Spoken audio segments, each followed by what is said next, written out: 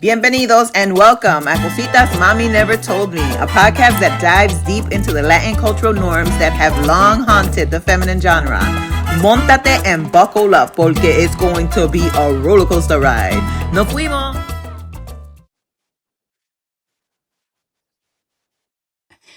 Yes, estamos en vivo y directo, finalmente, desde Connecticut. Hey, Diana. Hey, girl. Hey, friend. What's going on, ladies? Your eyes are not deceiving you. We have a special guest. We have a special Papi guest. Chulo. We have a Papi Chulo in the casa. He's very shy. He doesn't want to be called Papi Chulo, but a mí no me importa. That's a lie. And he's single, ladies. He is single. Oh, let Here the we They go. hold floodgates. DM. Oh, Se jodió el DM. And DM is going to be exploding. Exploding. You don't What's mind. your You don't social? Because I don't need our DMs to explode. I need So I people put it to up share there and already. follow Cositas. It's Oh, right here. Oh, it's right there. is that your DM? I Is got that it. your Yeah. social? Is that Fred Fred underscore Ucation. like Fred He is ready for the DMs, is what he's saying. He teaches many life lessons. You get it? Education. Ay, santo. Ay, Dios. So, what are we doing today, Diana? Today, look, now she's saying my name right. Diana. It's not the anymore. I usually say, hi, Diana. No, tú me puedes llamar Diana. Diana. That's my But name. today, You know what I'm Freddie's saying? on. That's my name. All That's why things- I told Fred he Diana. always called me Diana. Well, that is your even name. At the park, wherever we go, he's always like Diana. And some people really be doing a double take, and I'd be like, no, you can't call me that. There's only a few people. So I told Fred at the beginning of the show, I was like, yo, when you call me Diana, I'd be like, bendición. I feel like I got to say bendición, like he's my uncle, even though I'm older than him. But anyways, your eyes do not deceive you. We are going to be talking through the amazing, what do we call it? Cultural phenomenon, Super Bowl Super halftime Tazón. show with El Super Tazón with Bad Bunny. And so we are going to talk through it. And the reason why we have Mr. Freddie on is because he may say that he's not, but I think that he's an expert on all things bunny. Like, I don't care what he says. Like, I mean, every time his little stories come up or anytime his reels come up on TikTok, I'm right there like, oh shit, I didn't know that. So it's like, it's actually good. I like them. So, and I be liking them out for real. So some people be trolling. There's a lot of trolls, but I would so say, tell us about that though, Fred. yes, Tell us how you got exactly, into because that. I feel Yeah. like Freddie's become a bit of an influencer in that space. All things bunny, all things kind of Latino music, really, or issues, or heavily based Puerto Rico for sure. Mhm. But me and Diana, we, in full transparency, because that's how we are, we recorded this episode, and then we were like, during the episode, we were like, damn, we should have had Fred on, because we were dissecting it, and I was like, Fred would know like deeper information. Mhm. So then hence here we are. But Fred, I want you to tell people kind of how you landed upon doing what you're doing on TikTok, and then we can dive into dissecting this amazing, which I think is going to become, or has become already, like probably the most iconic performance that's been televised, I think. But I agree with that. Second I that. agree with that. Third that. No, so the whole social media thing started a long time ago with Instagram, and for a very long time, I told myself I'm not getting involved with TikTok, and it had a lot to do with the fact that the other hat that I wear is that of an educator. So I've been in education since 2000, and I didn't want my students to find anything online that I was doing on TikTok. But then COVID happened, and I had to watch kids during lunch in the classrooms, and at that time, the kids were all about TikTok, so they kind of like dared me to jump on TikTok. So I said, you know what, let's just see this on a Friday. We come back on the Monday, and in the one weekend off of 2 or 3 posts, it had hit like 1,000 followers, over 1,000 followers. So the kids were like, yo, what? So at that point, I'm like, okay, maybe we have something here, right? So it got a little bit of traction, but then it turned into like, okay, so now what do I talk about? And at that time, which was in 2020, Bunny was starting to really, really hit, although I had already been following him since 2016. So it was what I kind of knew and what was kind of popping. So I just started talking about that. And then some traction happened with that. And then it just kind of evolved into all things Latino, all things Puerto Rico, and then started to kind of branch off into sports a little bit. So now it's turned into a situation where I'm starting to realize that the niche doesn't necessarily have to be a specific like content or theme. The niche can be me, right? Like it could be you as an individual, and people are just tuning in for you and what you have to say. So as soon as I started to recognize that, like I started to pump out a little bit more content, because for a long time it's just like, damn, what do I put out now? And also like I didn't really want to put out anything that anybody else had already put out. It was kind of like I didn't want to get the sneakers that other people already got, right? So like it turned into like, oh, he already said it, I don't want to say it. But now I'm starting to realize, but you know what? I can say it better or different. Right. And that's kind of where I'm at right now.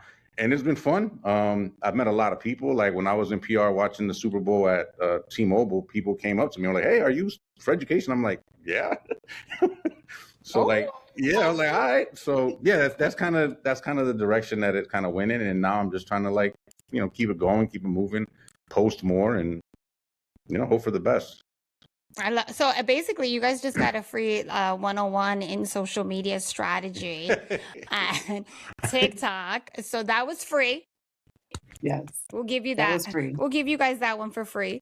But I love that. I feel like you've done a really great job at identifying a niche. And you said something that I'm like, you know, that mindset though of like, oh, someone else has already talked about it is such an individualized mindset, and it probably comes because you're a bit of a perfectionist. Because if you think about it, yeah, 100 other people may have said it, but they don't have the same followers, they don't have the same algorithm, and there's like 8 billion people on the planet.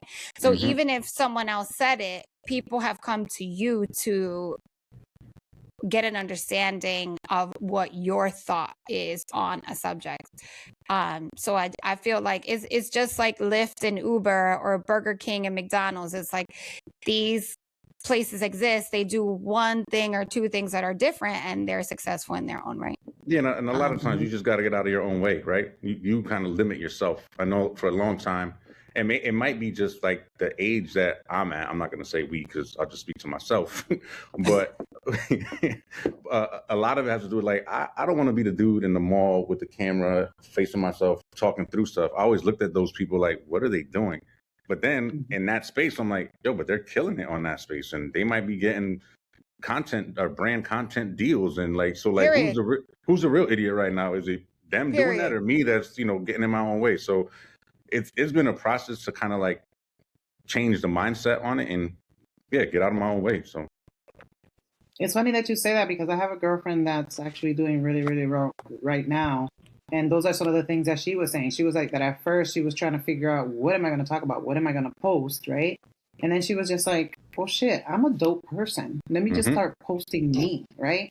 Because I mean, let's be real. There's a lot of people that are very successful in Instagram and TikTok, but in real life, they're not. They're like very blah, very boring. You know what I'm saying? So there's a lot of people that they go on and they're like, yo, I'm dope in real life.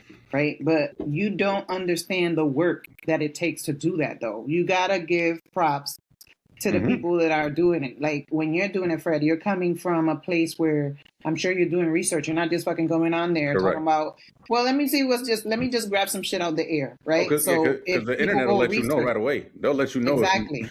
So I don't want to catch any of that. You'll have people writing your comments trying to fucking blast you, talking about, that's a lie. You think you know this. You don't know what the hell you're talking about. So that's what I mean. There's a lot of people that are on here too, that on TikTok or whatever, you know, social platform, that's what they do too. They'll just lie so people can go on there, so people can troll. And they're freaking very popular because they're lying. Yeah, 100%. You know what I'm saying? So there's a niche for all types of shit to happen. Yep. Nah, but in terms of the show, I was talking to Rocio last week, and one of the things that I was disheartened about, and I'm gonna hold it together, But I grew up with a lot of African Americans, Latinos, and to have people that I grew up with, and there wasn't many, but it was a few that were so outspoken about not wanting to see Bad Bunny as the halftime show, right? And I was just like I said in the last podcast, so it's okay for you to partake in our Latin traditions and our food and our women or our men, or you know what I'm saying? Mm-hmm. But then for like a 13-minute show, it's a no. Like, we grew up together. Like, you came to my house. My mother fed you that rice and beans that you absolutely love. And by the way, you had kids with my cousin. Like, you got Spanish kids. And not just those people, but you know what I'm saying? It's just like, it's mind-boggling that people were having such an adverse reaction to something that was so beautiful. Like, give it a chance. Like, when you go to the opera, Italian, French, or whatever, right? You still feel it. I was able to go to one, and I didn't know what the hell they were singing, but I still felt it. Mm-hmm. Right? And that's a lot of people that gave it a chance. A lot of people on my job, a lot of people just throughout this whole, because it's just been a whirlwind. Everybody that's not Puerto Rican, that's like, how did you like Bad Bunny? They just want to know my reaction. Like, how did you like it? Because I loved it. Oh my God, I didn't know what they were saying, but it was amazing. You know what I'm saying? So I just, what do you guys think about just that? Like, walking around, I just had to like just put on a bulletproof and armor and a whole bunch of shit because I wanted to just be like, well, blah, blah, blah. But I was just like, you know what? No, I'm not going to give them the reaction they're expecting. I'm just going to be like, well, you know. So I know for me, Dee and I discussed this offline. I feel like obviously it's no, and I'm not even going to bring up the example. But it's calmed down now, but living in a highly white residential area, working out here, commuting, going to Whole Foods or whatever, I was on kind of like high alert, especially the day after. For instance, like you work out in the morning and the conversation is always like, oh, did you watch the Super Bowl? Did you watch whatever's happened? Did you watch the Grammys, the Oscars? So in my head, I was like, if one of these motherfuckers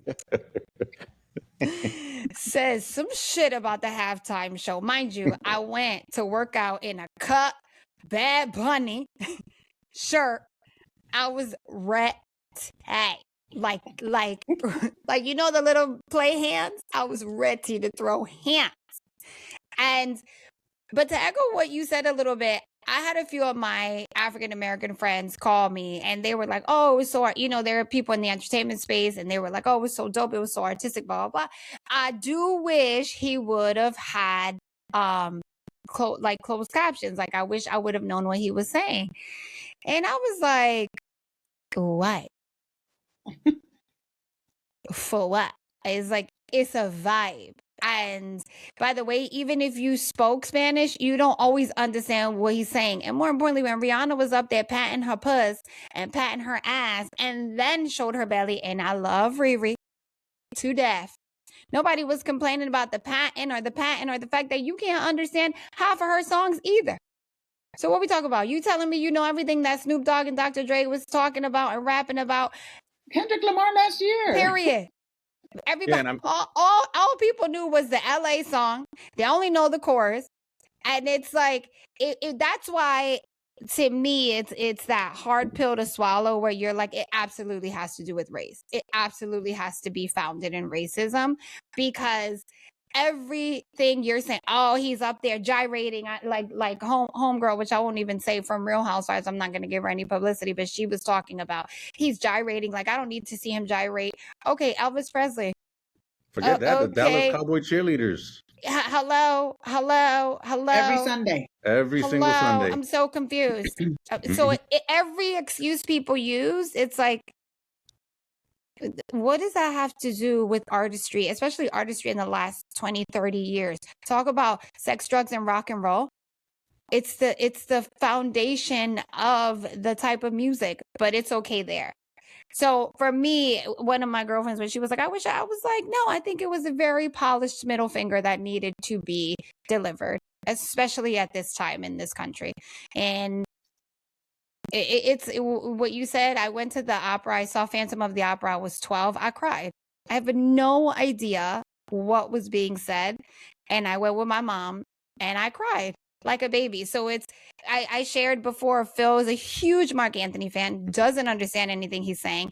We went to see him probably 8 times. If you can't feel the energy and the vibe, then this podcast is not for you. And we're essentially not talking to you. Because that's the bigger problem. Like at that point, you're a bigger problem. That's just my opinion. Yeah, and to talk to a couple of things that you mentioned. So Phantom of the Opera, I saw that for the first time in 7th grade. It was a field trip. It got me out of school to go to New York. That's the only reason I went. I get there, and then the chandelier, when the organ starts in the beginning, drops, and it starts swinging all over the place, right? That was it. That's all I needed. I didn't need a word. I didn't need a language. I needed nothing. The universal language of the theatrics of that particular moment spoke everything it needed to speak to me, and it changed my trajectory. I've seen 50, 60 Broadway shows since then, right? Like, so that part. Rocio, you mentioned your friend with the subtitles. Do we remember the Grammys back in Un Verano Sin Ti when it said speaking non-English and how big of a situation that became? So when I saw that all the subtitles were in Spanish, I was like, hell yeah, keep it in Spanish, because y'all had a problem. We had a problem. You had a problem putting it in English, right? Speaking non-English. So there you go. All Spanish. The technology now, you can put subtitles anyways. But all the subtitles were in Spanish. Oh, from what I saw, yeah, I get it. There was no English, which I thought was great. So they didn't have any English ones. Okay. No, which I thought was even better, because you didn't need it. Like, there were so many universal languages spoken within that if you were in a space where that bothered you, then you were waiting to be centered yourself, and that's not what that was about, right? And then, speaking about like the actual show, for me, like, there was a before and after, and I've expressed this to both of you, that before the show, I was nervous because I understood what a huge responsibility this was. And if it went sideways, this could be really detrimental to what was happening within the Latin community and what happened afterwards. So, like, I was really nervous. And even speaking to you, Rocio, you're like, yo, I'm not sure. Like, it doesn't look like it's as organized. Or even when I saw that they were pushing back the dates for the first rehearsals, I was like, oh, hell no, like, we're in trouble. Yeah. So to see what happened, and then, so I was lucky enough to be in Puerto Rico and to see this in T-Mobile with 2,000-3,000 people. So I had a completely different experience, because for me, like, I felt the energy of the people that this was really meant for. Like, I cry. I don't even think I saw it in its entirety that night, because we were so emotional with each other. And then I was so upset that I had to go to, well, not even upset, but I was upset that I wasn't at work the next day, because I knew that people would have wanted to come to me to talk about it. And all I wanted to do was talk about it. Right. So I'm telling you, I have videos of teachers that send me the kids watching it in the classes.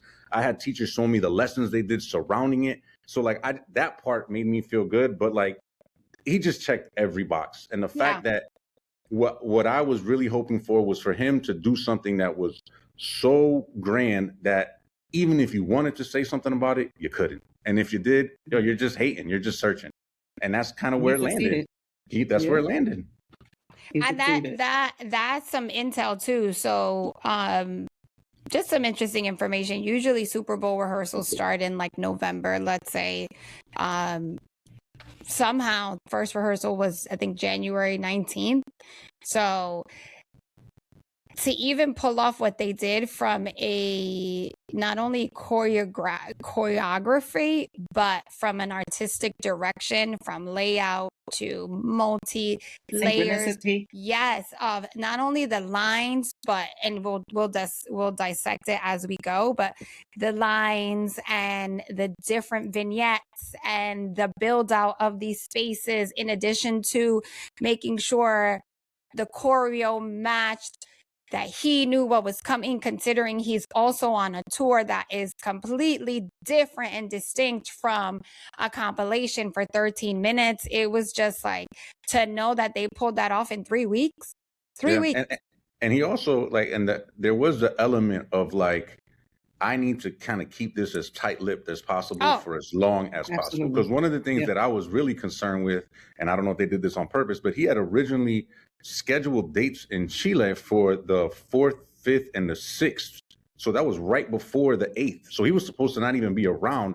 he changed those last second and did those shows in January so that he could be there the week before. Thank goodness. I I mean, I know, think trust maybe me. You know that what? had to do with booking a tour before he got the Super Bowl gig. But Jessica said they couldn't have their phones. Like when I would text Oh, her, I yes. couldn't hear Yep. from her till the end of the day. So then, of course, with AI, it was like everyone sending me videos, like with the two wrestlers, the videos Yep. of them coming from under like Yep. staging, or of course, my mom sending me a All the AI gajillion. shit. I was like, ma. She's like, I was no, like, pero when mira, I was seeing no, them, pero mira, no, Rocío, esto es. I'm like, ma, Yeah, no. the one thing that I did see that got out was right before they had rehearsals in Levi Stadium, and the sound projected out, so the people that lived around the stadium They could knew hear the what songs songs. were coming. Yeah. Yeah, yeah. that's the Yeah. only thing. That's the only thing But that you I know saw. what you said, Fred, about just being like not worried, but you just wanted it to be dope, right? So to me, when we were having our conversations and you had said something about it being unorganized, that oh my God, it's probably gonna be, in my head, I was just like, you know what? It wasn't just the responsibility of him, right? I think Mhm. everybody that was Absolutely. in that production was like, we have to make sure this Correct. shit is fucking Mhm. tight. Yeah. Mhm. We have to make sure, because for him to have all those Latinos, African Americans, Jamaicans, like everybody was involved. He made sure that And white whoever people. There were white people. and white people, absolutely. But there was, to me, like the person that carried the flag, there were so many people that were invited to the island. Like they were celebrities of the island because they were carrying the flag. Yeah. The Jamaicans, the people, the Haitians, oh my God, just to see like Yeah. all the TikToks of all the people. And I mean, we'll get into that, dissecting that. But the thing for me was being able to see me Mhm. there. Like we were talking about J-Lo, and we love J-Lo. J-Lo, we love you. I don't even know if you're gonna hear this, but absolutely you need to take a couple seats. Like just produce some shit. Produce some shit. Thank you for bringing them a few years or whenever you brought them. Thank you. Right? 2018. But to me, Puerto Ricans have always been represented as a J-Lo. It's never 100%. It's never been a me, right? So when you see a Zoe Saldana, who's Dominican, Afro-Latina, then when I saw her, I absolutely went online to see what the woo. I thought she was Puerto Rican, but I was like, okay, she's Dominican. We'll take it. We'll take it. That's a win, right? Yeah, that's but a for win. him to have all these different colored people, but not just that, the hair, Mhm. the noses. These are the things that I noticed, right? Because growing up, that's all I heard. You don't look Puerto Rican. And I'm like, but I'm sure you have somebody that looks like me in your family, you freaking ignorant ass person. I digress. But to see the representation Mhm. and the diversity, I just... It was No, special. I It's agree. so many different... That's For me, it special. was the same thing. I was with Sophie, Lunita, and Layla. They were sitting next to us while we were watching, and they were like this. Mhm. And they were like saying some of the words. They were just looking. Obviously, it was a bit of a different experience because we were looking for her aunt and we were, on the screen. But to me, it's like at 6 years old, you watch this show and you don't, and I want to share something that happened with me and Sophie after, but you're 6 years old, you're watching this and you're not even thinking about the fact that everyone up there looks like you. So automatically in your head, you don't even have to deal with the fact that to you, it's normalized. It's like people who were born to an Obama presidency have no idea. They're like, what do you mean? A black person can't be president? You're crazy. Like I've lived it, and now they've lived a woman running for president, et cetera, et cetera. But it's funny because we got in the car and Sophie goes, Ma, I'm upset because I'm not as excited as you. And I was like, what do you mean? She's like, I think it was a great show and it's so fun to see Ika, but you guys, she was basically not understanding why I cried, why we were so emotional. We had our flags and she was like, I just don't understand. And I'm sad that I don't feel so emotional. And I was like, you know what? It's a blessing that you don't understand or don't feel the emotion that mommy's feeling, because that means even though it's a baby step, we've made progress. And I always tell him, like, you're too young to understand in detail, but you will remember this moment when the struggles of life do hit. But for now, you don't have to understand the emotion. But she was genuinely, you guys both know Sophie. She was genuinely like, I mean, this is fun, but like, why are you guys crying? Initially we weren't going to have Super Bowl, right? And then Benito says that he's doing the Super Bowl, and I was like, I don't give a damn what you want to do, baby, but I'm gonna have at least the fam over. You know what I'm saying? So then I'm like, bro, I went on Amazon looking for banners and all this and that, right? They didn't have banners. They were sold out of banners, of flags and all that stuff, right? So then I'm just gonna pan up to the top here. You see those flags right Period. there? So you see the banner. So that banner, I got it from the dollar store, and then I just stuck the flags on top. And then I just got I printed a whole bunch of flags and I put it on a garland. So then I have flags over there. Then I have a backdrop, and then I have flags. So when people came in, and then I had like a dancing, like a, little light that goes with the sound. Mm-hmm. So oh yes, TV was on mute. The game was on, but TV was on mute. Carlos and the guys were in the garage. Music was going, like we had Bad Bunny all day, bachata, merengue, salsa, and all that stuff, right? I wish I would have recorded our reaction, because grown as people, not just women, grown as people were screaming. Yeah. Screaming. We were like, and all the other guys are like, yes, let's go. You got this. Like before the shit even started. Yeah. They're like, telepathically like telling Bad Bunny, you got this. You about to kill rooting. this. Yes, like you have Yes. this. All rooting. But D, I want you to talk about the point that you made that I was like, yo, I didn't even think about it when you were like, maybe we did a disservice by hosting such large gatherings. Right. I think that because, as a culture, we're very family oriented, Period. right? We want to make sure that we're kept, especially I can speak to my family and my friends and their families. We love to have things together so that we can partake in stuff together and make sure that if anybody's having an emotional moment, we can be there for that person. And it's almost like, oh my God, yes, we have to see everybody. And I told Rocio how I like to make sure that I'm taking in how everybody else is reacting. Mm-hmm. I'm always, and I am so mad because as soon as that man came on the screen, everybody was losing it. And we're grown. We're grown as women, and we were absolutely losing our freaking minds. And we cried. People were crying. We were hugging, giving each other high fives like we were in a damn concert. I was like, ugh. And at the end, when the concert was over, the energy was still in the room. So it was like us dancing and having a... And I was like, we got to expend this energy. We were... Mm-hmm. But I think, like you said, Rocio, we spoke about it. We did a disservice. I've seen TikToks where there were hundreds of people in a room. Sometimes thousands of people. That's viewership. It's viewership locally, that's Maddie not counted. Mad people were there, and that's viewership that wasn't counted, but that's the way that he just brings people together. Mm-hmm. He brings people together. I didn't go and buy a whole bunch of fucking decorations when Kendrick Lamar came. I don't think anyone did. This is what I'm saying.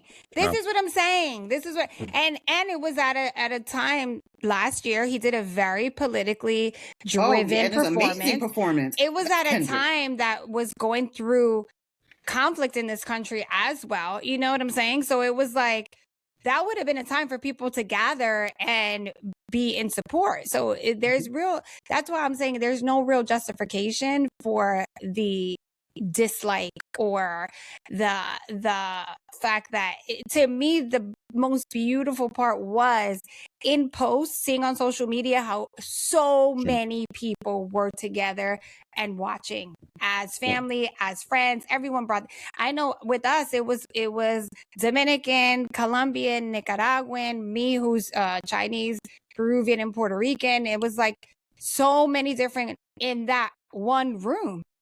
I've never seen that happen before.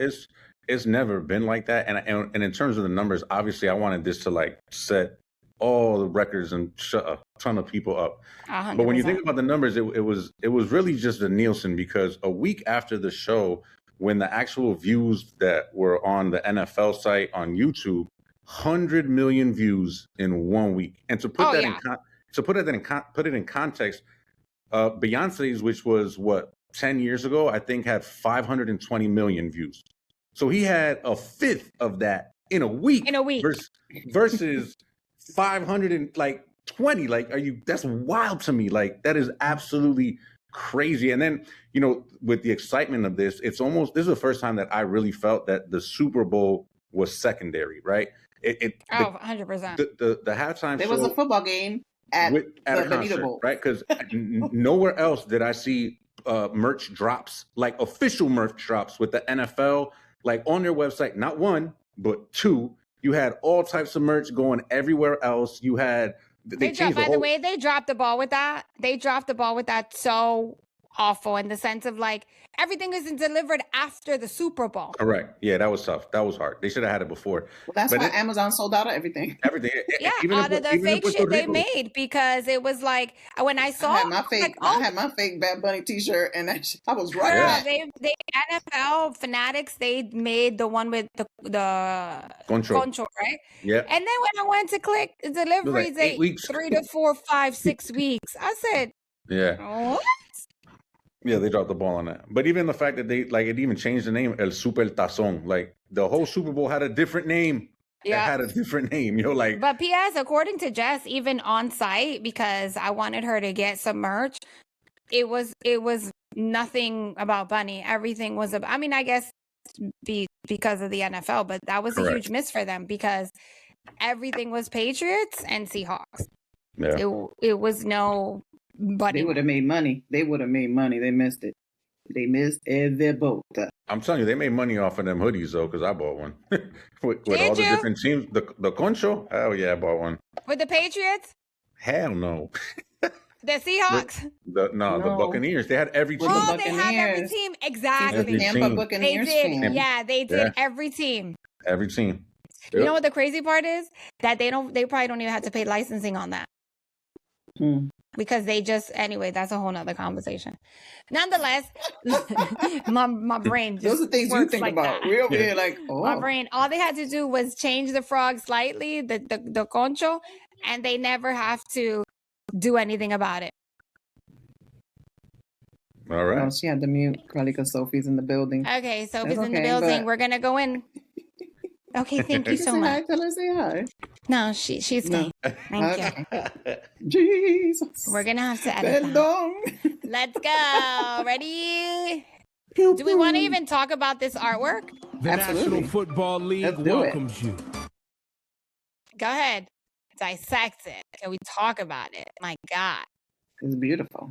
Yeah, the dominoes, the footballs, the coconuts, the piraguas stand, the horn. It's a quick. Café. Yeah. It's a quick snapshot. I don't remember there being such a creative, artistic presentation to other artists. Am I tripping? No, but I think with this, I think every single detail of this performance 100% was thought out and intentional. 100%.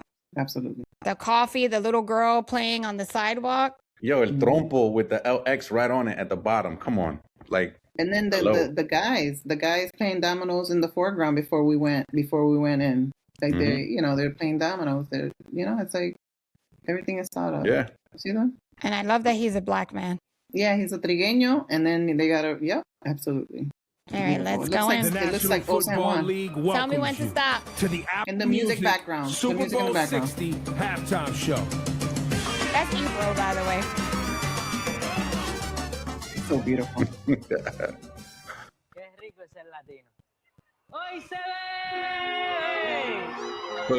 Stop that real quick. So yeah. Okay. I'll go ahead, Diana. You could take over that one. All right. So this guy right here. So he's from Santo Domingo, and he's a performer in Santo Domingo. And they told him that they would need, and this was actually recorded in Santo Domingo. So if you look at, I was watching some Dominican podcasts, and they were so excited that Bad Bunny was recording something in Santo. They didn't even know what it was until it came out at the Super Bowl. So this kid didn't even know that he was coming out in the Super Bowl. He just knew that he was recording something for something that's coming up. And when it hit, everybody was texting him and calling him and all this stuff. But for them to open up in this, and then you guys can talk about more about the guy. But to me, this is like a nod to the island's agricultural piece, right? Correct. Because a lot of our generations before us, way before us, right? those were the people that worked the sugar canes, that worked in the agriculture, that shaped Puerto Rico. So for him to open this, they're like grounded what the performance is going to be about.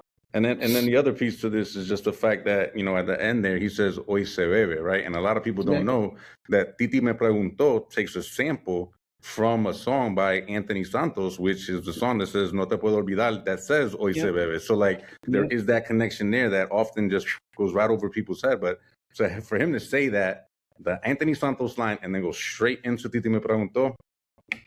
And for Anthony Santos to give him permission to use that sample. Big time. Because Anthony Santos is still a GOAT and he's still around. And he never, ever gives permission for her to sample his music. But that shit is exactly the same. That opening is exactly the same. Go ahead. Sorry.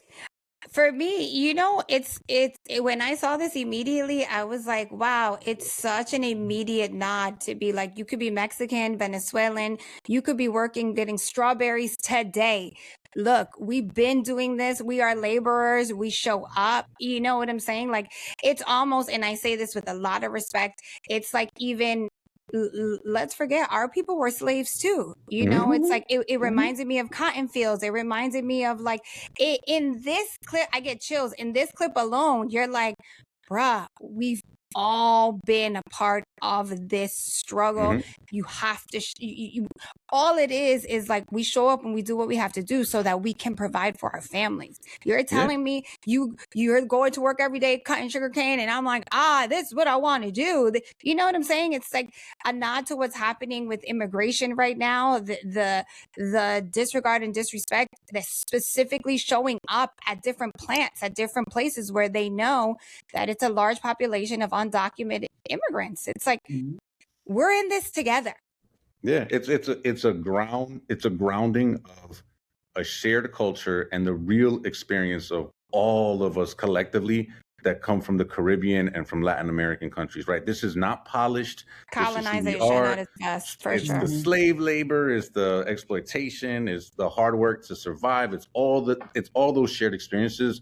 And we've literally been 30 seconds and we've gotten all that. Right. And the thing is that he is worldwide like soccer. We're not talking football. He is worldwide. Well, football in the world, because soccer is called football in the world. But he is worldwide. So he could have had any type of stage setup that he wanted.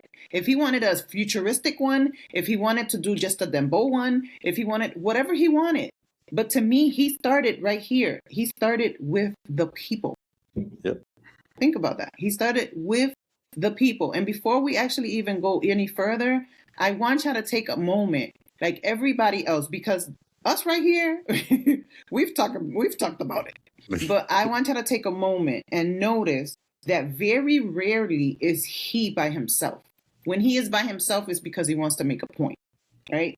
Very rarely is he by himself. He is surrounded by dancers, musicians, and extras to like show that it's a collective, to show that it's family, right? Community with like shared vision, with like shared. Yeah, go ahead. Yeah. Porque me pongo a llorar.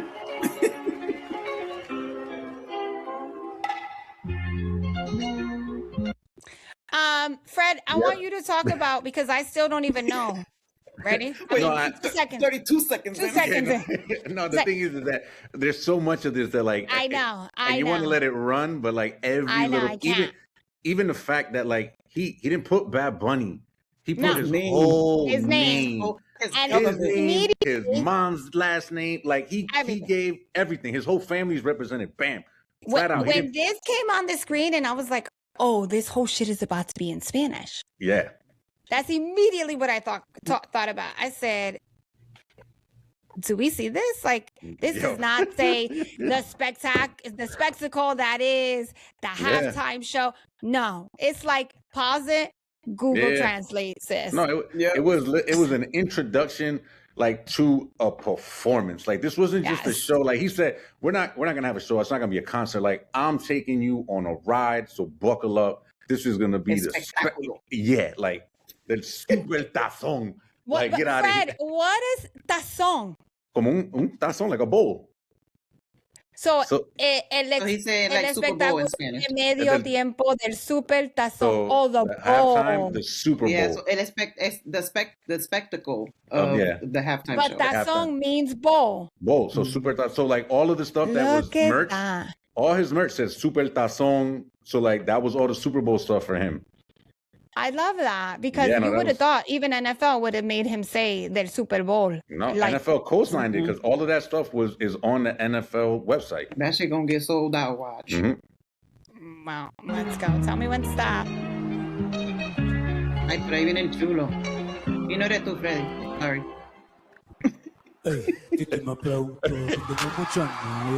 Even that right there. Pause that. Do we want to talk about the jersey? Yes. The 64, the last name. Fred, you want to go or you want me to go? No, you can go ahead. So this is what he said in an interview. So the 64 is the age of his uncle. The year that he was born. Away.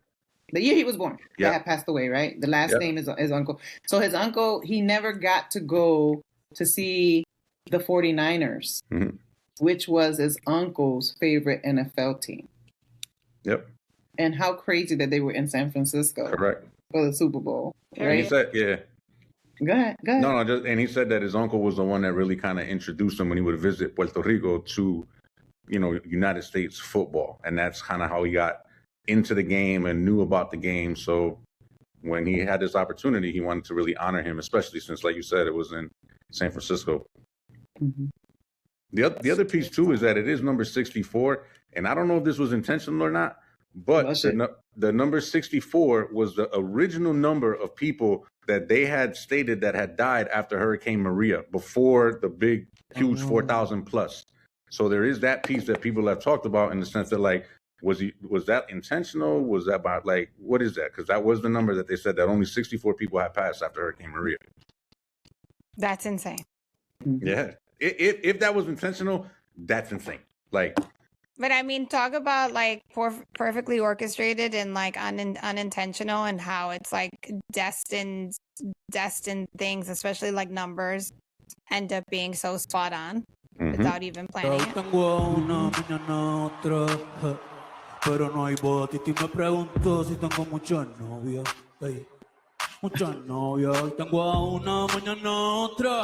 Ey, me la voy a llevar a todas pa' un VIP. Ey, saludan a Titi, vamos a tirar un selfie. Say cheese.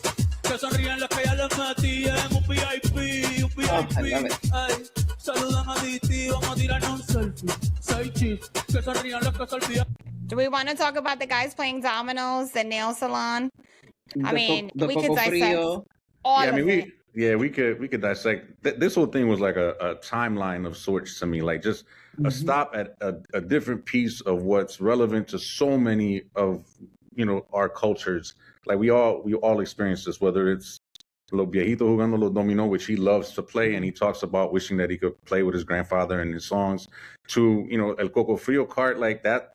That was before Coca-Cola, right? This is before like mainstream branding and like all this merchandising coming in. Like that was the basic, like, yo, we just went to get the Coco Frio. Like that's what it was. It's funny because as this was going, sorry, go ahead. Go. As this was going, I was like, wow, this is very much Lin-Manuel. It's very much In the Heights. It's very much like the nail salon. It's funny, my girlfriend who calls me that I mentioned earlier thought that, I mean, I think she just said it out loud. She was like, oh, like the old men playing chess. I says, you play spades, we play dominoes, and chess is too. There were 4 older men. Like, so like to us, it's like a natural. To us, it's like, oh, they're playing dominoes, Coco Frio, the nails, like, this is all culturally relevant. You go get your nails done, the viejitos playing domino, and that's in Cuba, that's Puerto Rico, that's DR. But I immediately was like, wow, this is a very, stylistically, it's like very Lin, very taking you through. I posted about that actually and did the comparisons. Did you? Yeah. Especially with like, and we'll get to it, the flag scene with Arriba Esa Bandera in the Heights. God. To like the opening dance number being very similar to the lines and the choreography, and even like the way that the when they're in the Nueva York scene, you'll see coming up when they have the La Marqueta and Toñitas in the background. It looks very much like the block there in the Heights. So I felt that too. Even him walking through here, right? So it gives us like the generations, like I was talking at the top of the workers in Puerto Rico cutting the sugar cane and all that stuff, right? Mm-hmm. He could have changed all of this greenery if he wanted to. So the base of our culture stays there, right? That's how we're grounded. Mm-hmm. I think that's how he grounded this show. And then the way he's going through and just showing everyday Puerto Rican people. Yeah.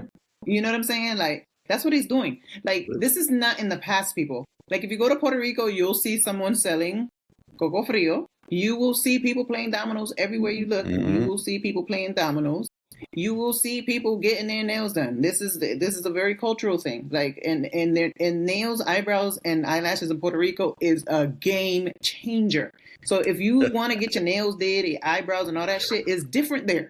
Yeah. So take the time and go check them out, because you will come back and be like, yo, the fuck? But by the way, it's like, let's not even talk about, even as a tourist, when you go to Puerto Rico, this should give you some context to what you saw when you're driving down the street and you're like, oh, they're selling stuff right on the side of the road. It's like, yeah, they're selling stuff on the side of the road. So sometimes you visit places and you don't immerse yourself. This is that immersion that people are receiving safely. It's like a lesson in culture in a very artistically delivered way. I mean, I see it by as the way, some of the best food is on the side of the street. Period. Just saying.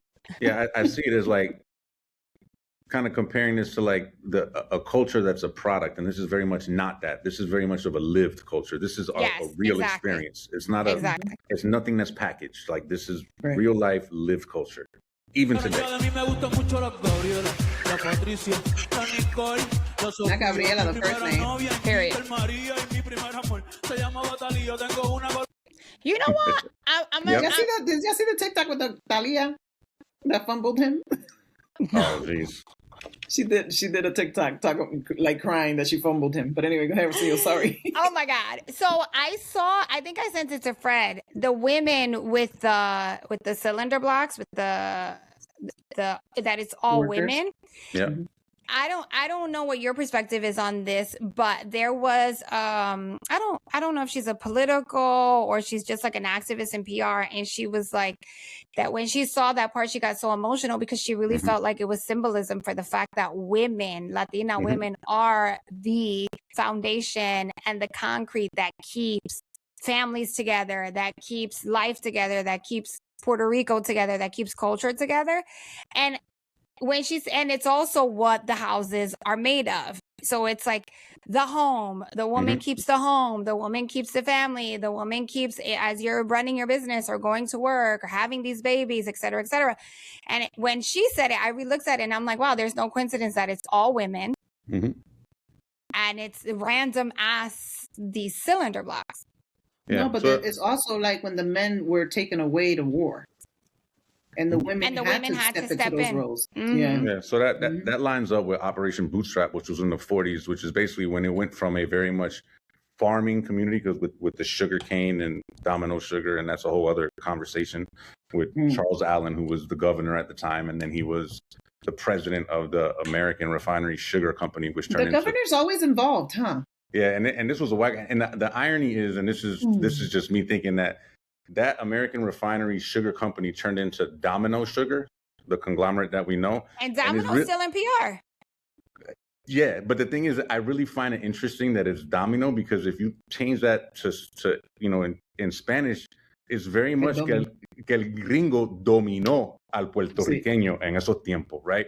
So I've always kind of let that ring. But what ended up happening is that during Operation Bootstrap, the United States came in and they basically shifted this agricultural culture into more of an industrial culture, and that's when you got that whole base of cement, right? And then the parallel between the cement and the women both being the foundation of, obviously the cement being the foundation of the homes and the structures during that time, but the women really being the ones that were teaching the language, that were schooling at home, that were teaching like societal norms. They were central to the family structure. So like in the same, those two things weigh like heavily in comparison to each other, and they're right there paralleled, which is why like I saw that same TikTok that you sent, and it was incredibly impactful.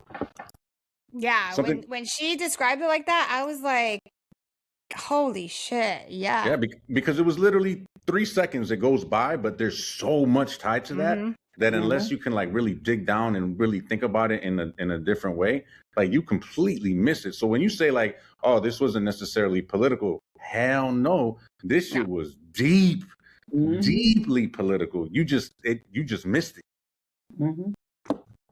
Colombiana que me escribe todos los días y una mexicana que ni yo sabía, otra en San Antonio que me quiere todavía y la TPR que doy. Vita Tacos, huge in LA.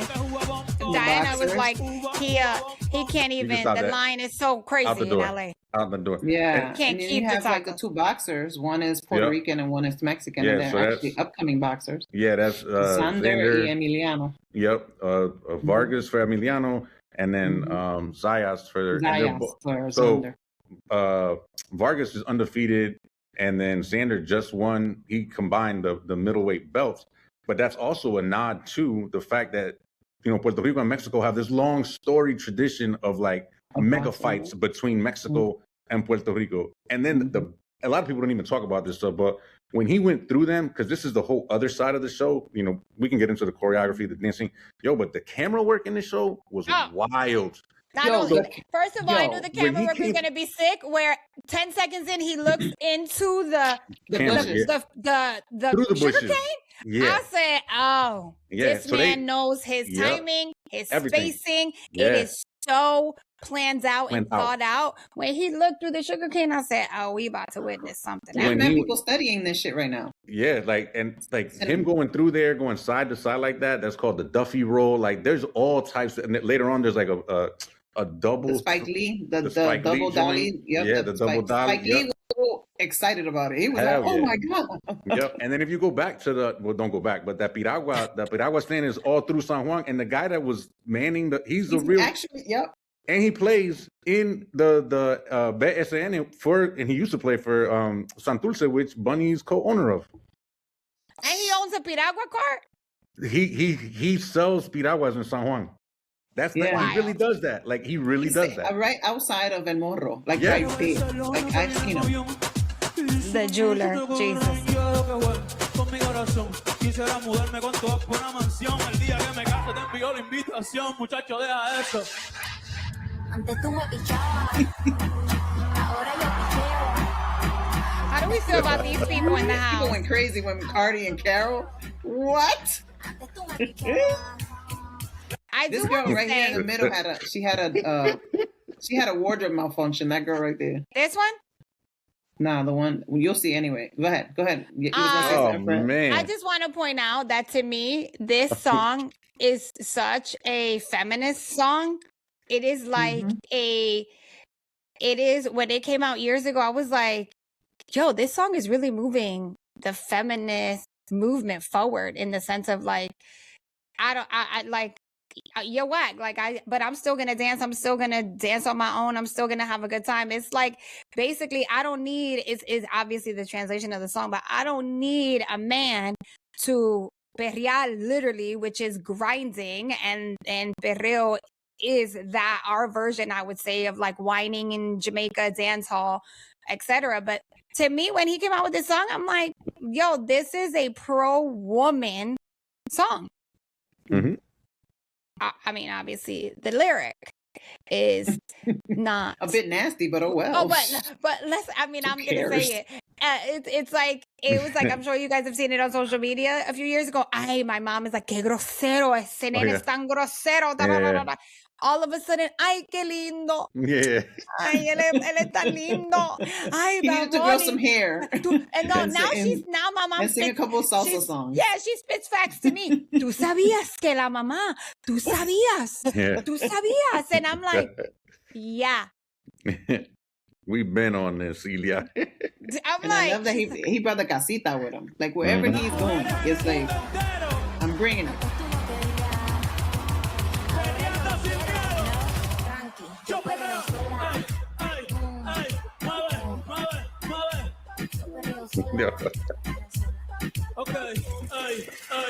I love the ocean of colors in the women. All the dark hair.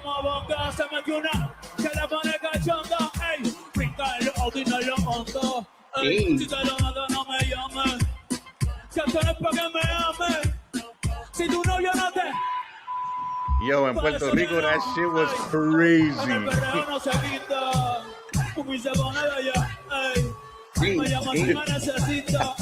I love that the girls are thick, they're thin, they're blonde, they're curly, they're dark. Yo.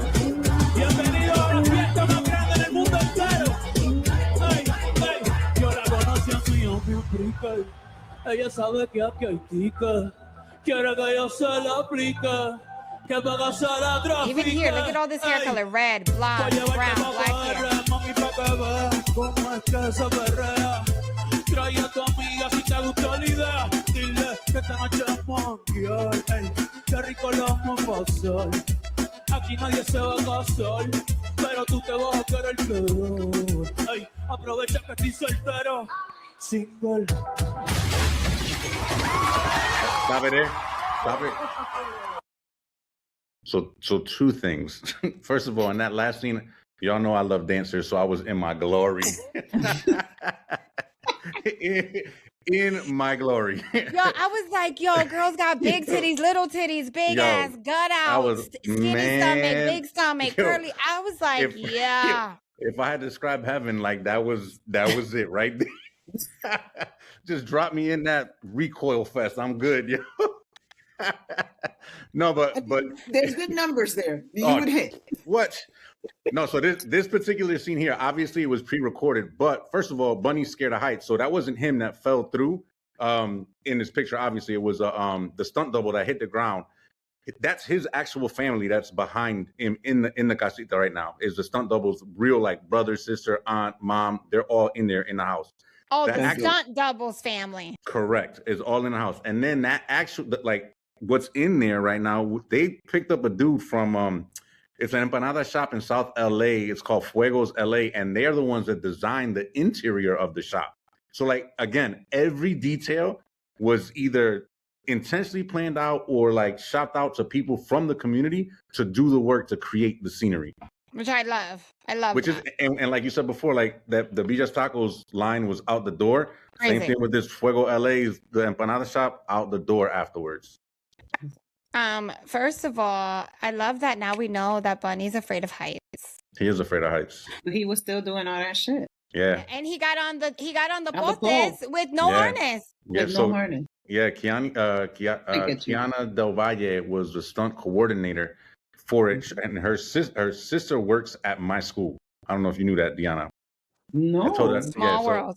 It was crazy. I went upstairs. I'm like, yo, you didn't tell me? Like, how you didn't tell me that your sister was working in the Super Bowl? But yeah, they were saying that, like, he didn't want to wear a harness or anything going up, but that he's terrified of heights. Terrified. Wow. They didn't know that. So that's... You hear the music? You heard the music? Yeah.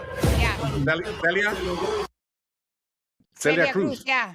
Mm-hmm. Yep. So Celia, then and Tego. when he says Willie Colon, you hear that. Dun, dun, dun. Yep. So you got Tego, well, Celia, Tego, Don Omar.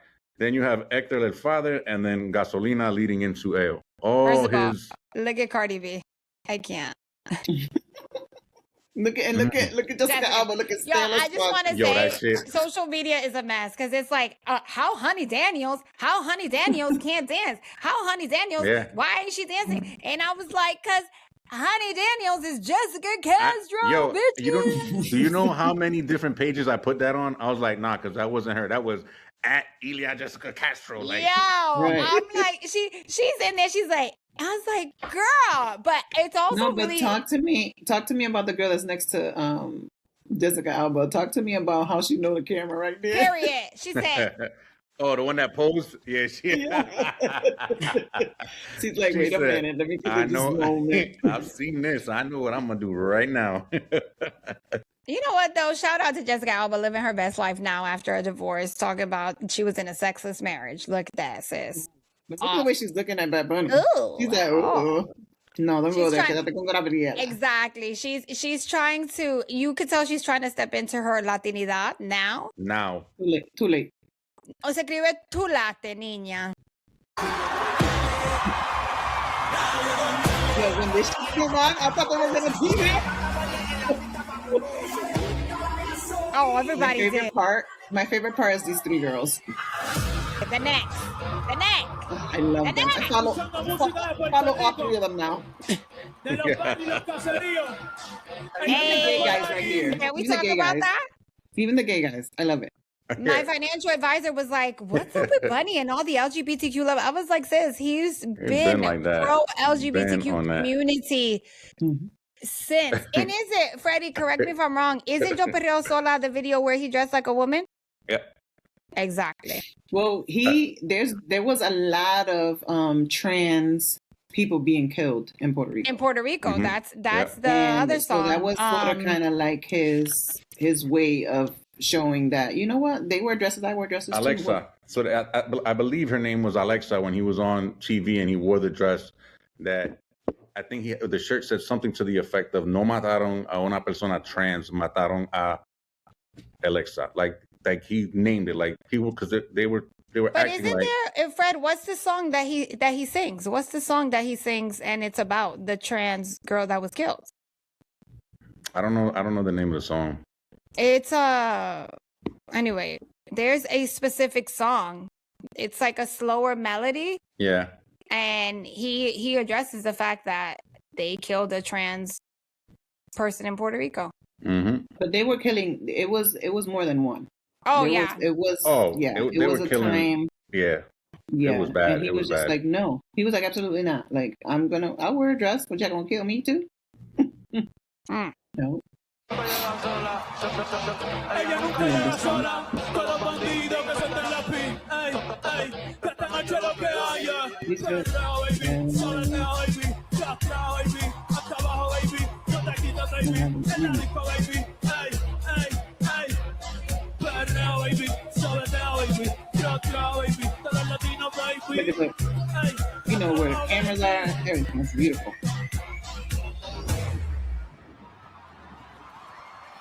Conchito.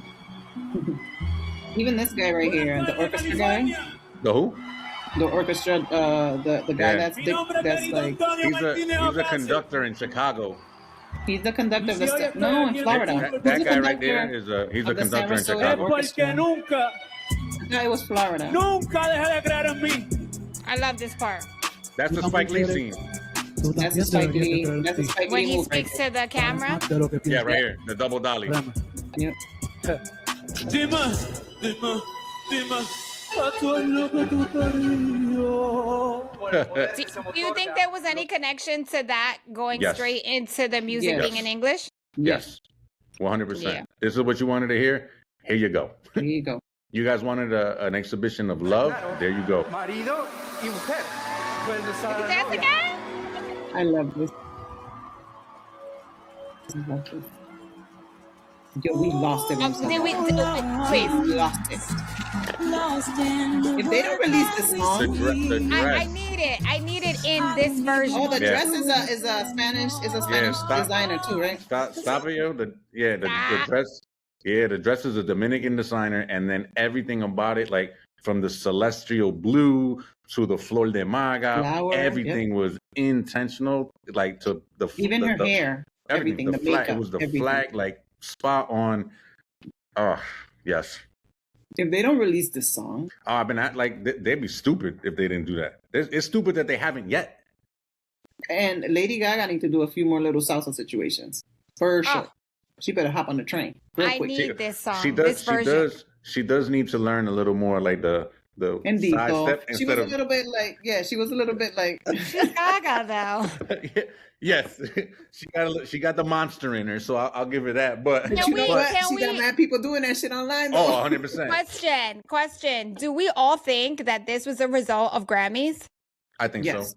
I gotta ask Jess. I haven't spoken to her full recap, but I believe there was a salsa section, and I think that after Grammys, she was inputted into. I don't know. I want to. It was like serendipitous because the way he reacted to her at the Grammys. Yeah, I think that was the first time they met. I It think looked so. like that. It Yeah, it looked did, it did. like Like he was so surprised and like he was like, "Oh my God!" He's like, "This is Gaga." Oh, yeah. Fred, isn't the song Andrea? That's the song that, but I don't think that's about her though. No. Because the name of the transgender was No, I think he probably didn't name the. Yeah, I don't know. I don't think so. Because didn't Andrea come out? It just came out in Un Verano Sin Ti, yeah. This song is beautiful. Oh my God.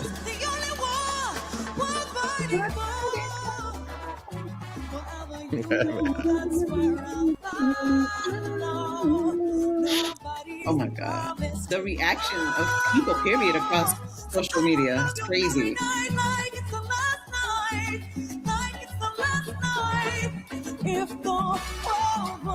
Yeah, I don't want to hear the original version of this song. I have no interest in it. I'm good with it.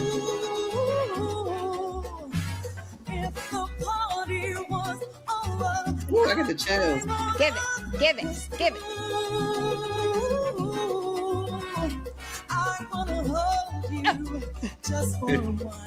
Yo, you know what that gave me? That gave me very Dirty Dancing. Dirty Dancing when she's learning. Her voice is incredible. Oh my God. I love that they have that Puerto Rican red hair color that's everywhere in Park Street. Oh, that's what I'm saying. The hair colors to me, it's like the burgundy, the red, the orange. It's so authentic to the fact that we dye our hair every color. The little girl. Oh, the little girl. That little girl became very popular as well. He's so happy, like in real life. You guys want to give some intel into the couple, the wedding couple? Do you want to give any intel to the couple, the wedding couple? I mean, I don't know the story. I know it's a real wedding. But I don't know the story.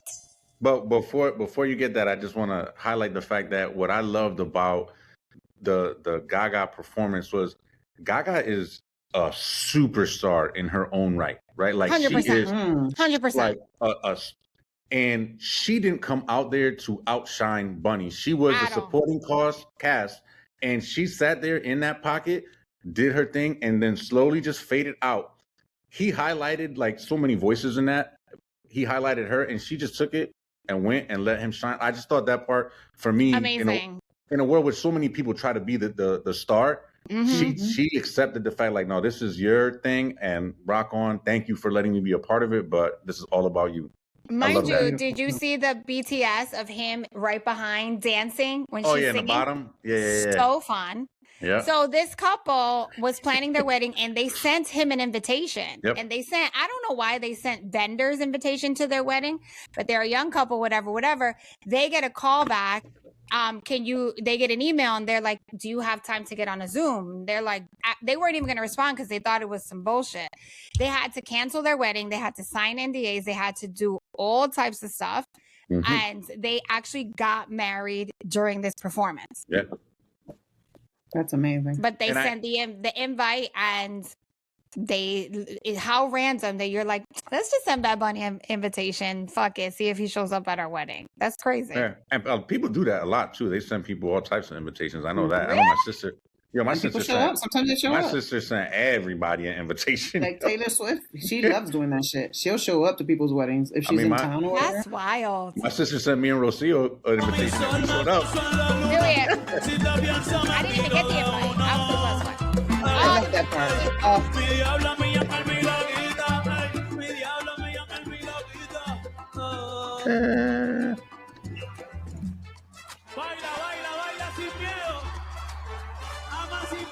By the way, they did so good to not be actors. So composed. So like walk through the whole thing. Oh, this is my favorite part. See, like all the wardrobe the wardrobe alone was like really getting a haircut in the back. Okay, that's my part, yo. I love that part.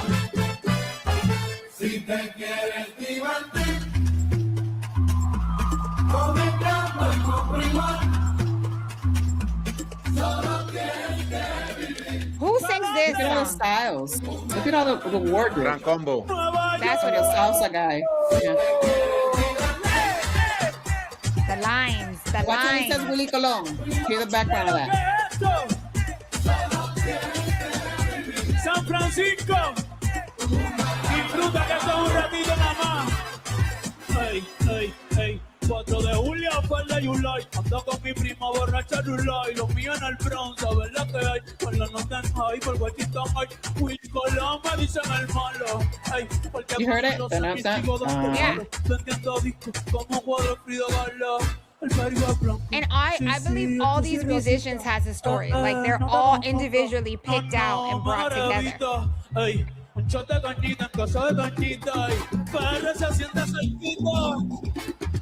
It's so funny because even if you didn't know Toñita in your head, you're like, that's her, that's her. Puerto Rico. This part, my God. I mean, take a moment. Yes. First of all, for him to find a shirt that looks exactly like the shirt he had in the picture when he was a kid. The fuck? The fuck. We definitely thought that this was Liam Ramos for a minute, and it took the internet by storm. But you know what? Even though it wasn't him, I feel like the amount of movement behind the fact that people thought it was him was exactly what that family needs and what this shitty ass immigration system needs. It's like, for all of us to be like, oh my God, is that Liam? It's like that hope that everyone is just continuing to hold on to in this circus that is happening. But how cute is this little boy? I think his name was Lincoln Fox. He's gonna be. I love how they showcased the little kids sleeping on the chairs, like, right? Growing up, so just in case you didn't understand it, because some folks had asked me, and I told them, when we party as a people, we don't care that our kids are tired. You're tired, go find a corner and lay your ass down. When I'm ready to leave, then we'll leave. Lay on the coats, lay on the chairs, lay on the sofa. Okay? Cógete un cojín del sofá y métete en aquella esquina y ponte a dormir. Go to sleep. Mind you, that's at a party and at church. You at church, you tired? Find a few blankets over there. We're not leaving. That's what that was. That was that meaning of the kid on the chairs. That was. I mean, delicious. Como va Bonnie va a cerrar el party con reggaetón y dembow.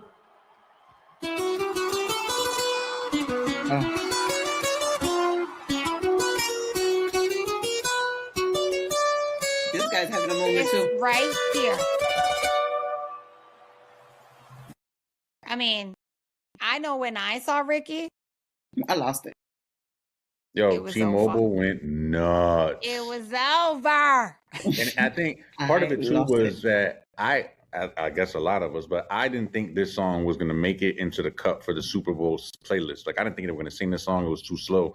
So when we heard that this song was coming on, there was like just this crazy like energy. And then when it panned up and it showed Ricky, forget it. Yo, the entire place wanted to fall down. Like, the guy that's tocando el cuatro, he's having a moment himself. Oh, I'm telling you, everyone who is allowing it is having a good 5 minutes. Like, own the 5 minutes. More than five. Period. There's a couple people in the grass that are having their 5 minutes. Son, they're selling the fucking grass. I was bush number 222. Yeah. Yo, for the record, people who don't understand and don't get the depth, Ricky's been around way before Shake Your Bomb Bomb. He is an original boy band. Boy bands were boy bands. Belongs to us. Yeah. Period. Súbete a mi moto. Gang, gang, gang, gang, gang, gang, gang. Quieren quitarme el río y también la playa. And he's also Benjamin Button, aging backwards. The bananas in the background, Lord Jesus. The chairs from the album. This is a poignant line, though.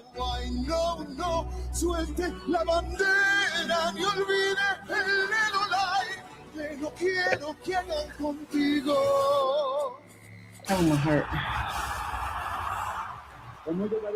By the way, they were styled by Zara. Yes.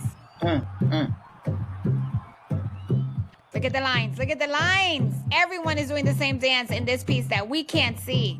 But when I was looking at other clips, all the dancers, the ones on the casita and in the fields, are literally in sync. This shot right here is amazing. Yo, how bad do you think he wanted to say hijo de puta? Right? Fred, you want to talk about the flag and the colors? The celestial flag.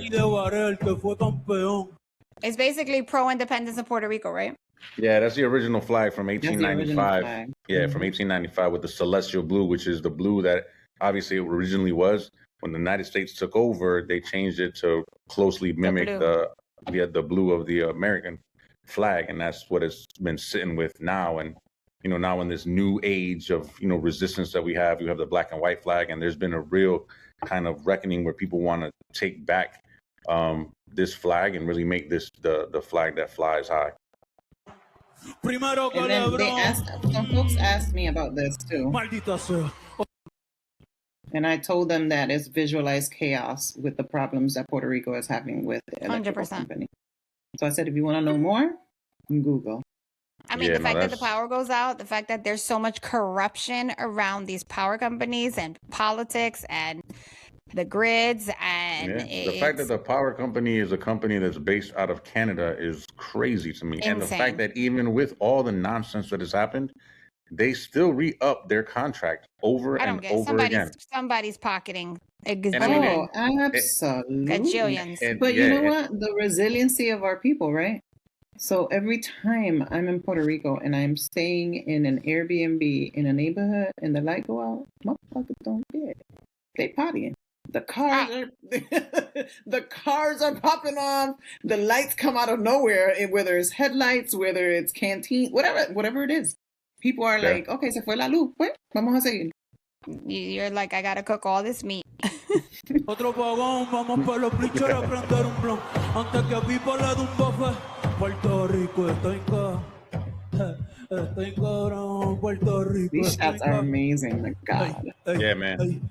Pichea maldiva, yo me quedo en Palomino, ey, si no me voy PRD, un saludo a mis vecinos, ey, aquí el calor es diferente, el sol está ahí, no, ey, la capital del perreo, ahora todos quieren ser latinos, no, pero le falta sazón, batería y reggaetón, le faltan pido con mi corillo que somos un montón, le falta sazón, batería y reggaetón. Ay, cuidado con mi corillo que somos un montón. Welcome to the calentón.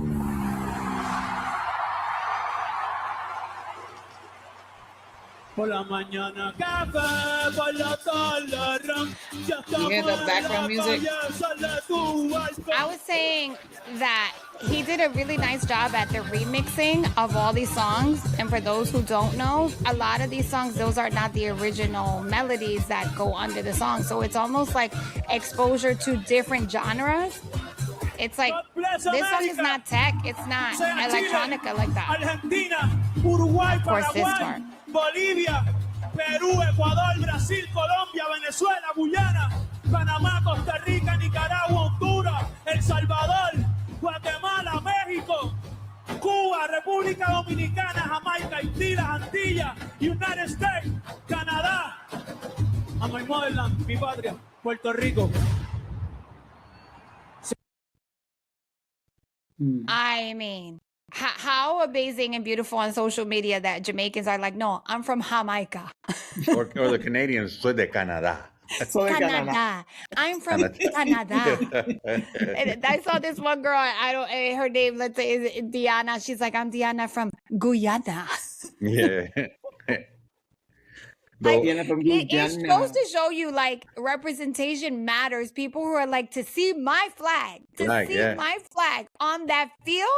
People who were watching the Super Bowl that were like, people started looking for their flags. Like, wait a minute, is our flag? And then when he says, I get chills talking about it right now. Does he say Argentina? Yeah. There was a big little, I think there was there was a little back and forth with that because Argentinians consider themselves Europeans. Yeah. Well, I mean, there's that's a some whole South Americans separate. that think they're white. So Yeah, yeah, exactly. that's a And whole Brazilians were like, we can't believe we were included. We're the only country who doesn't speak Spanish. So Yeah. if he was tying it to, and I was I like, No, think he he was trying just Jamaica to doing the doesn't, Americas. I Guyana think he was just doesn't. doing Yeah, Americas. it's like Americas. Americas, yeah. I Which think is, he was doing and I them. wish if I had one thing that I wish they would have done differently, and I think it didn't happen because of timing, but I wish the camera and him would have focused in more on the football that said together. oh, We are 100%. America. It was Because so fast. it was so fast, and I thought that was such a powerful message that Mhm. I would have loved to have seen that like whoop, and then held it and then move on, just because. I mean, that was the thing. Yeah, that's why I paused it there. But I thought right here, I was like, he did it. That's it. He did it. He did what obviously amazing performance leading up to this, but when he brought out the flags and when it was just like a spoken unity and it was just a resounding, like if people really understood how much stronger we are together, then I'm from Puerto Rico, you're from DR. Oh no, I'm Mexican. Because I feel, and we've discussed this before, Diana and I, on different topics on the podcast, there's so much divide within the Latino community. And it's so unnecessary because we're all honestly seen as Mexicans. Yeah. If obviously you're in the Northeast, so it's more. It depends on where you are. If you're in California, you're Mexican. Exactly. Yeah. So in California, you're a Mexican. It doesn't matter. Here, you're Puerto Rican or Dominican. You know, Midwest. Florida, you're Cuban. Yeah. It's for me, the challenge is just like that we unnecessarily as Latinos have created this hierarchy based on colorism and our closeness to whiteness, right? Yeah. And so those that feel more adjacent to being white are the ones that feel that are better than the rest. And we have divided ourselves just based on that hierarchy that we ourselves have created, which is crazy because as you said, they'd see us as the same. So what are we doing? Like, and we talk about this all the time. We're like, yo, the reason we don't get shit done is because we don't unite. If we united, yo, there'd be no stopping. There's just too many of us. This is a visual representation. There's too many of us. Like, it's wild to me. I love that he could have taken this so many different ways, right? But just in the people and wardrobe were like, I was going to say they were sort of kind of like, you know, like an actor when they have an actor or whatever. They were like a piece of the puzzle. They were like the sixth man, right? Because it wasn't like an identity like referencing like the working class, right? But then all the dances, right? I saw this. Oh my God, it was so good. I think I sent it to you, Rocio. This girl that was breaking down like all the dances that happened crazy. And how you have like the ballroom salsa, but then you have like the sala salsa. You know what I'm saying? So she was just breaking down from the perreo to everything. And when you were talking about him having like that house or whatever music in the background, I have spoken to Rocio before, and I have to find that guy. He's a DJ and he's on TikTok, but he did a great job of referencing Bad Bunny, and he does it with a whole bunch of artists. So he says, I'm gonna show you in 15 songs how Bad Bunny has 15 genres. 100%. Oh yeah, no, easy. And he'll drop dembow, he'll drop salsa, he'll drop reggaeton, he'll drop bachata, he'll drop música típica. And I'm sitting there like, oh, house music, rap, trap. I'm sitting there like, I didn't even think about it. Yeah, I didn't even think about it in that way because it's Bad Bunny. You know what I'm saying? So obscure genres too, like bossa nova. Like there's all these different genres of music that, you know, he's a trap artist. No, man. Rock and roll. He's got some songs that are rock and roll, right? Like it's even that Japanese song, even that with like, the girl from Japan. Yeah, like there's definitely 14, 15 genres that he touches upon. Like you can't call him a one lane artist. Like he's at all. No, it's crazy. It's crazy. The ball says together we are America, right? Yep. Seguimos aquí. Ahora sí. Oh my God. Look at this. Everybody's so happy. Let's go. Look at Noah. That's his management team. His brother right there with the beige. He's so fun too. Lord Jesus. They got some good jeans over there. Look at this guy. He's crying with the gold teeth in his mouth. Hold up. That guy that just had the camera makes me laugh,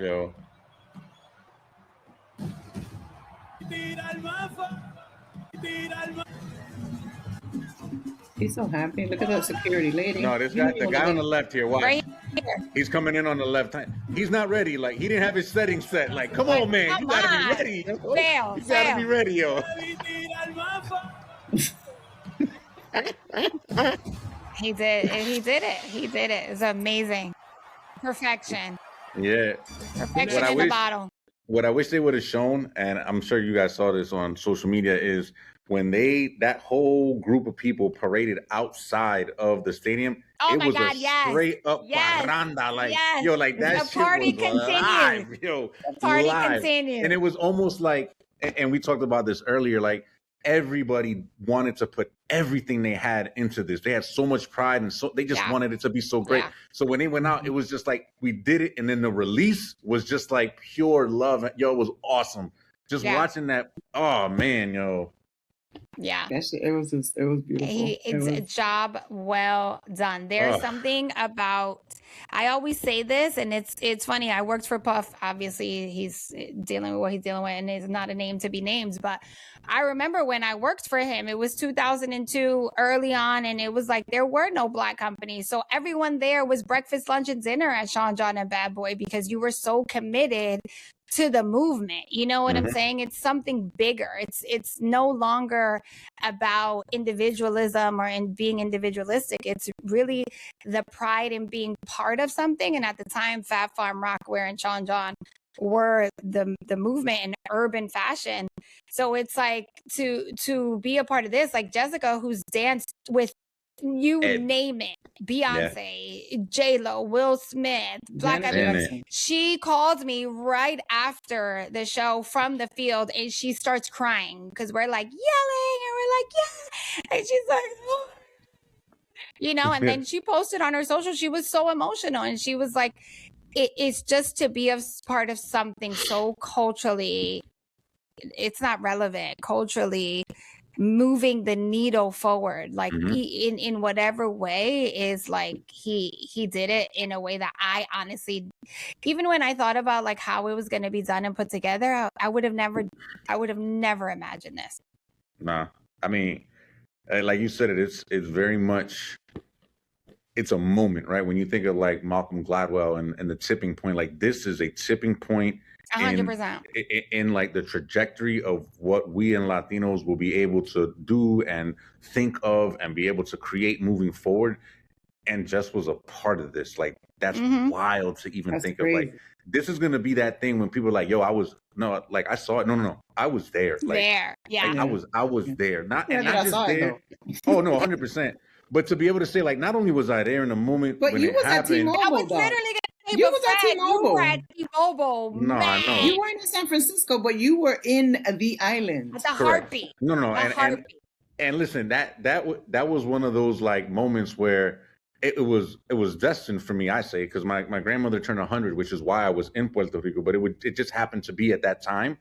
So I was like, yo, I went to that junk by myself. I said, I'm not missing this. I don't care if I'm going alone because once I get there, I'm gonna be with my people, and it's not gonna matter. But like, yeah, being in that environment was, like it was. I wouldn't have traded that for anything, man. Nope. So I want to show y'all what the hell happened in my house, and y'all probably saw it, but the people didn't see it. So I want to share it. Show the people the party I was having. I'm gonna show the people. Hold on. I gotta bring it back. Hold on. I gotta put the volume up so I can see. But my daughter was the one behind the camera on this.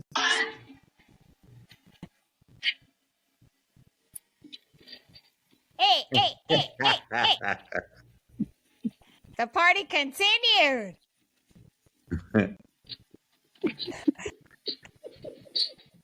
I only show that because so many other people. So many other people were like having parties, and it was just crazy. I mean, even now, us watching this now, and I've seen this probably 20, 30 times since, but every time I watch it, like I just get this air of just happiness. Like I just want to smile. Like it just makes so me proud so too. Just proud. Yeah, man. And so we don't have time to go into it, and we touched upon it a little bit, and maybe we will do a follow-up episode, but what I always want to make sure we close with is the reminder of, in 2016, this young man was bagging groceries, and in 10 years, he's on the biggest stage really in our country, but he's made it a global stage. And if you ever find yourself in a space where you're like, not me, you know, I can't, or all these things that come into your mind, it's like when he was coming into that scene, those words are not just words. It's like, you too can dream. You too can believe in yourself. You too can. And maybe it's not, obviously it's 0.001% of us who are on stage, who are performers of that kind, but it's to resonate what Freddie said. And even Diana said, there's so many other pieces that made this show. There's so many ways to be a part of a production this scale. So it's not limiting yourself to be like, oh, but I don't sing, I'm not an artist. There's, you know, choreographers, dancers, stage hands, people who sketch, people who work the field. Freddie was gonna be a tree. You know what I'm saying? Like, there's so many opportunities. I was almost a tree, man. You were almost a bush. But that the all Spanish to me signifies that it's almost like a pushback, right? And this, and it's probably not the meaning that they were, but this is how I took it in. The all Spanish is like, you don't have to speak English to belong or to succeed. Period. No, because there's other languages, there's other things going on, and like I said at the top, that are happening, like a opera, like anything, like. Yeah, I mean, and there are those universal languages, right? Like, we saw a wedding, we knew that was love, right? We walk with a heart, with a certain like pep in our step, or a rhythm to our step. We have a heartbeat, so we all speak the same. Like, we have that rhythm, right? We have the universal language. A smile is a smile in any language. Like, you saw so many people. Like, you don't need words to translate that. Like, that there are so many universal languages that were spoken in this that you didn't need Spanish to understand what was happening. It was fun.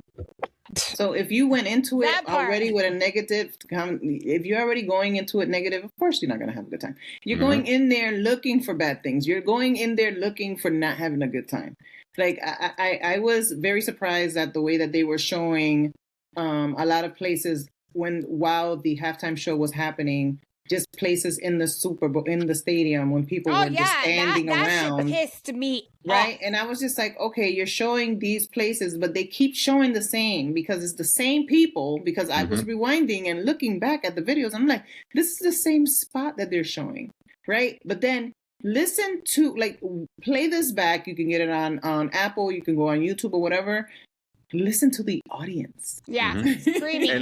When Ricky came on, when he came on.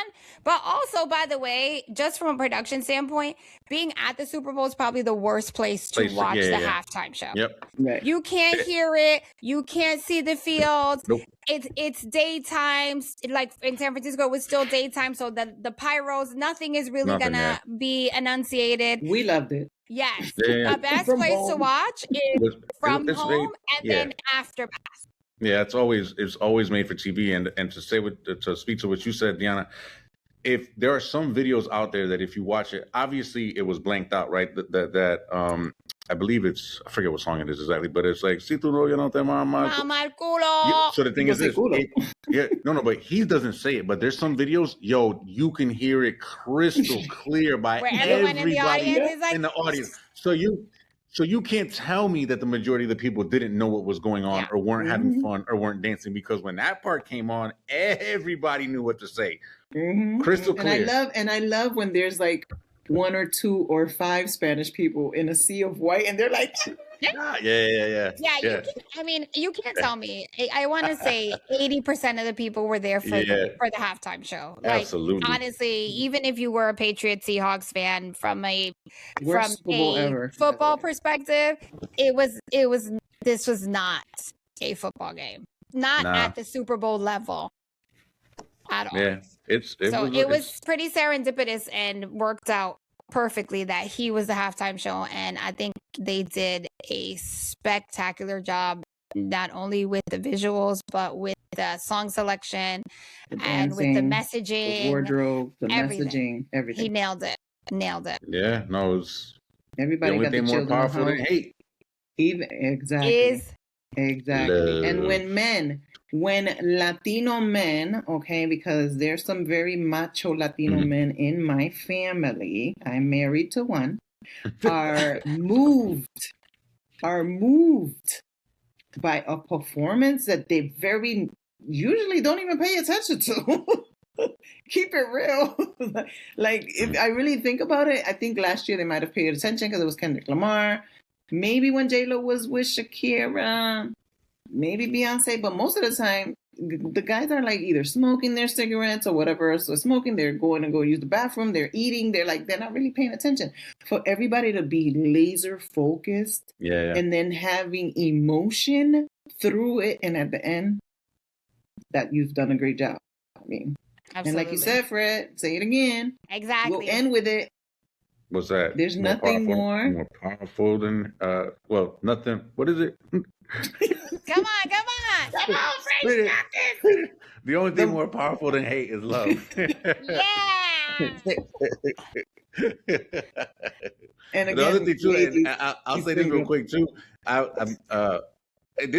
knew, like, obviously we knew it was a movement, but this week I opened up an educational website, and it was Education Week, and the article that popped up was why Bad Bunny's halftime performance is a case study for school leadership. Yeah. Period. Work. There it is. Work, right. Period. For school. And there it is. And they talk about all this stuff, but the last line says, in a world of conflict, as leaders, we should be more like Bad Bunny. And I was like, yo, come on. Come on. Love it. Okay, so Fred, you don't know that I'm about to do this, but I don't care. I'm about to embarrass you. Okay, Rocio, 2 requirements for whoever wants to DM Fred. Oh, you want me to go and say them? Yeah. 2 requirements. If you don't got them, don't even DM them or us.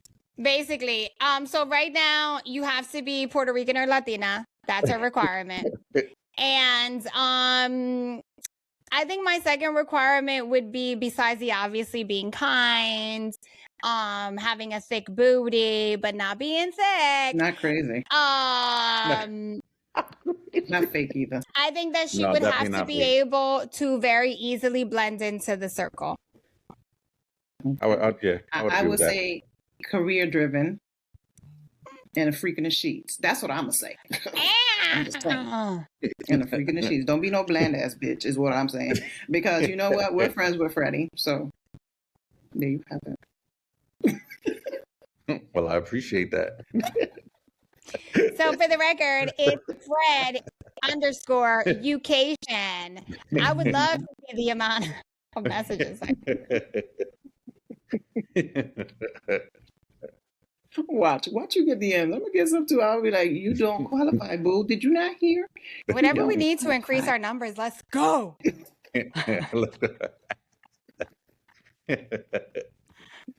Oh shit! You got homework, Fred. You got to do a couple commercials for us. Thank you, Fred. Let's go. I'll put it all on the socials. Oh, it's coming. The requests are coming. It's for sure. Coming. Gracias for listening to Cositas Mami Never Told Me. We hope you loved this episode. Make sure you subscribe, follow, and share Cositas Mami Never Told Me on all your social channels. Todas las redes sociales. And don't forget, if you want in on the real tea and see all of our reactions to the craziness, watch this episode on YouTube. ¡Qué bochinche!